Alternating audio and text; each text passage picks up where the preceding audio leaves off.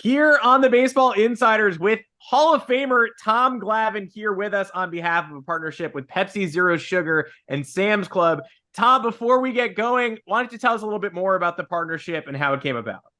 Well, it's a good opportunity. Look, everybody loves Pepsi Zero Sugar and hot dogs, right? So it's a good opportunity to be here today at Sam's Club in McDonough, Georgia, and spend some time with some fans here. I love getting out in the community and talking to Braves fans, and certainly talking about this current edition of the Braves team, which everybody loves to talk about. So it's been a ton of fun. And let me tell you about a little sweepstakes we have going here. So they're hosting Pepsi Sugar and Sam's Club, hosting a fun consumer sweepstake, allows baseball fans and hot dog fans alike to savor the end of the hot dog season, which, let's be honest, we all hated seeing the end of the hot dog season.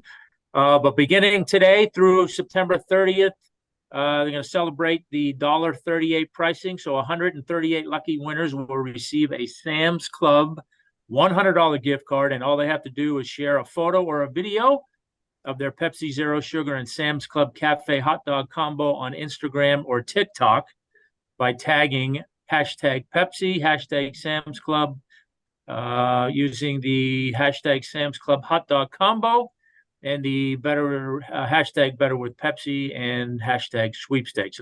Get out there, take your picture, show your hot dog, your Pepsi Zero Sugar, and maybe win $100 Sam's Club card. What's better than that?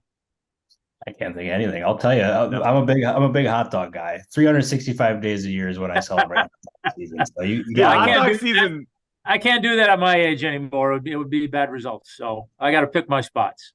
Yeah, I feel you there. But hey, at the start of that, you mentioned the Atlanta Braves, and obviously you have an extensive history with the Braves. From your vantage point, like, what's it been like watching this Braves team, but not only like this year, but in recent years, and the job that Alex Anthopoulos has done building that team?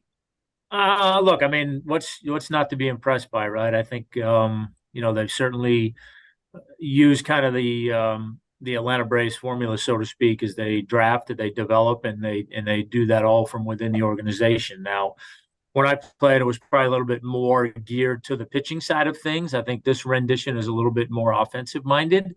But nonetheless, the results have been great. And, clearly they've done a great job of drafting and developing these guys. And now they've done a great job of tying a lot of these guys up to long-term deals. And so I think it's a great situation. I mean, you can foresee this team, the nucleus of this team, being together for a long, long time. So provided they all stay healthy, provided they all continue to do the things that the organization anticipates them to do, they're going to be fun to watch for a long time. And I think you have to give Alex certainly a lot of credit, being creative and signing these guys to long-term deals and tying them up, but also to the scouting and development department for going out and drafting the right guys, and then trusting their guys to develop them into the players they think they can be.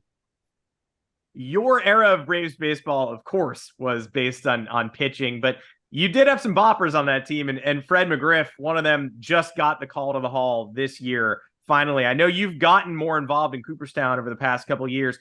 How relieved were you when Fred McGriff finally did get inducted? And do you have any other former teammates who you're hoping get the call to Cooperstown someday soon?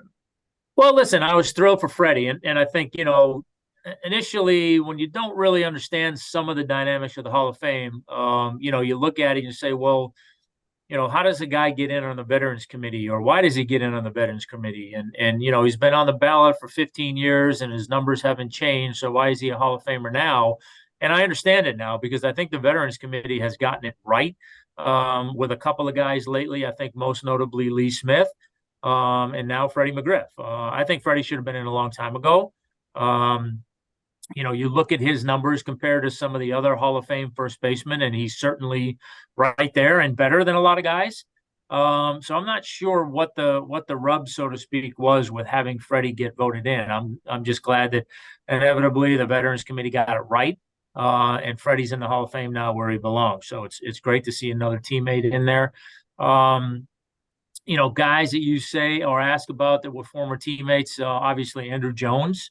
I think Andrew's a guy that, as time goes on, I think he's starting to gain some traction, particularly now where the game is viewed in much different ways than it was when I played, right? It's not just the wins and losses and ERAs or the batting averages, home runs and RBIs. There's a whole lot of analytics that are involved now and defensive metrics. And, Andrew's at the top of the charts when it comes to defensive metrics. I mean, when you talk to people about baseball and center fielders, the only guy I ever hear people talk about that maybe is better than Andrew, and I can't speak to it because I never saw him play, is Willie Mays. So when you start talking about a guy as being the best that's ever played the game at a position, or at least one of two, hard for me to think he's not a Hall of Famer. So I'm hoping that Andrew gets there eventually. And the other guy would probably be two guys, Billy Wagner.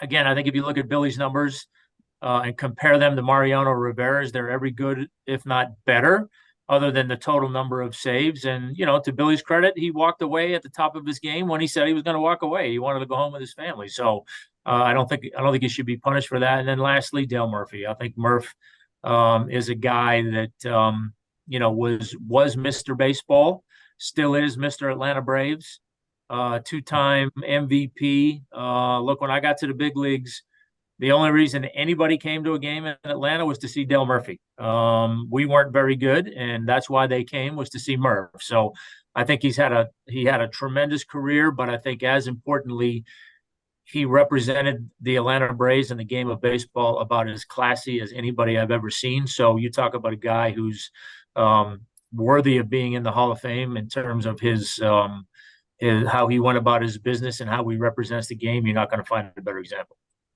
Yeah, and clearly, like, you're a guy who's baseball through and through. And there were reports a few years ago that you ended up trying to, like, as part of an ownership group, try to buy the Miami Marlins.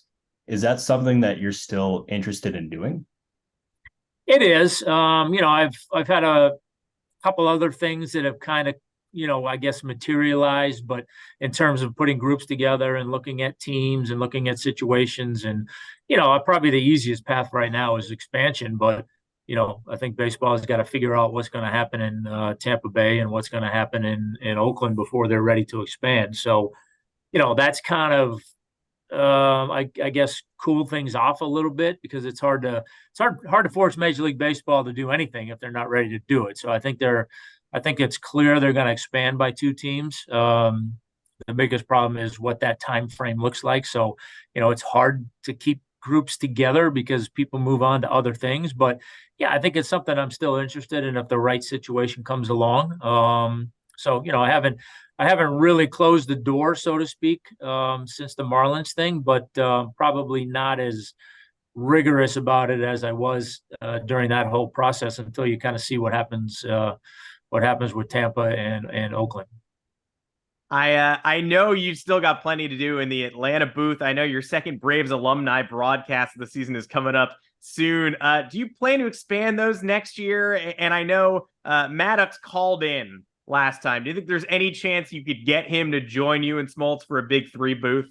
I don't know, well, and actually we did the second one last week, I think it was, and it went well. It's look, you're always concerned about the sequel, right? I mean, the first one could not have gone better in terms of the game. I mean, the kind of game that we had where it was, an 11-10 game, back and forth the whole game, and a walk-off home run. I think that was the biggest concern with the sequel. I knew we would still have fun and tell good stories and be engaging, but you always worry. But look, it's fun to do. I think the fans enjoy it. I could see a couple of those a year. I don't know that you could watch 50 of those a year. I mean, it's a lot going on, and it's certainly a different way to watch the game because was virtually no play-by-play. We did a little bit more the second time, but so it's a little bit different in that regard. But yeah, in terms of other guys, I think Maddox certainly would be a ton of fun. The four guys we did it with were a blast. Certainly the kind of thing that I think if you're looking for ways to maybe shake it up or be a little bit different, I think Greg would be at the top of the list in terms of guys you'd want to have in there. Yeah, and I'm curious because you've been around some really great players, but obviously what we're seeing with Shohei Ohtani is unlike anything we've ever seen. With him having the torn UCL, how do you think that impacts him as a full-time starter and like offensive player? And I'm curious, do you have any predictions on what kind of contract he could get in the offseason? Well, it's hard to say now. I mean, you talk about the worst timing for an injury. My gosh, the poor guy. But listen, UCL injuries are not really too worrisome to teams, right? You see a lot of guys now that get signed with that. You see a lot of guys that are traded with that. Now, obviously, he's in a unique situation where you think, well, he's got the torn UCL, he can't pitch, but he can still hit. I don't know if he's able to do that or not. We saw Bryce Harper had the UCL and he wasn't able to hit. So, I guess not knowing that situation and how that would all play out, I would imagine he's going to have to take some time off from hitting too. But listen, I think there are still teams, obviously, that are going to be interested in him. Probably not at the level they were looking at going into it. So it might have to be some kind of thing where, he signs a 1 or a 2 year deal just to get back on the field and show that he's healthy and try to parlay that into something bigger. Hot dog season is ending, but the postseason is about to begin. The Atlanta Braves enter as a machine. Which team do you see as the biggest threat to the Braves in the NL playoffs this year? Well, without hyping it up too much, I think this series with the Dodgers is going to be interesting to watch this week. Dodgers are playing really good. They got off to a slow start and had some injuries. They seem to be finding themselves. So, look, they're going to be a tough team. If you're fortunate enough to get through the National League and get to the American League, look, Houston's always tough. The Texas Rangers have a really good club this year. And I think the Baltimore Orioles are the best team in baseball that nobody knows anything about. So myself included, I could not tell you one guy in their starting lineup. I just know they're good. So that, those are the teams you look at. But listen, the most fearful thing, so to speak, about the postseason is it's a short series. When you're a really good team over 162 games, you're going to find your way to the top. In the postseason format in a short series, that's a little bit tougher. So, you run into a team that has a hot pitcher or two in games 1 and 2, and all of a sudden you get behind the 8 ball, puts a lot of pressure on you. So I would not bet against the Braves by any stretch of the imagination. I think they are the most complete team in baseball. But the playoffs are always dicey, and a bad break here, a bad break there, changes everything. But if I were a betting man, which I'm not, only on the golf course, my money would be on the Braves. Well, Tom, thanks so much for joining us. Really appreciate you coming on the Baseball Insiders, and you might have just tempted me into a hot dog tonight, so I appreciate that. Well, you know what? Hey, it's not a bad choice. It's the end of summer, so end it with a hot dog and a Pepsi Zero Sugar.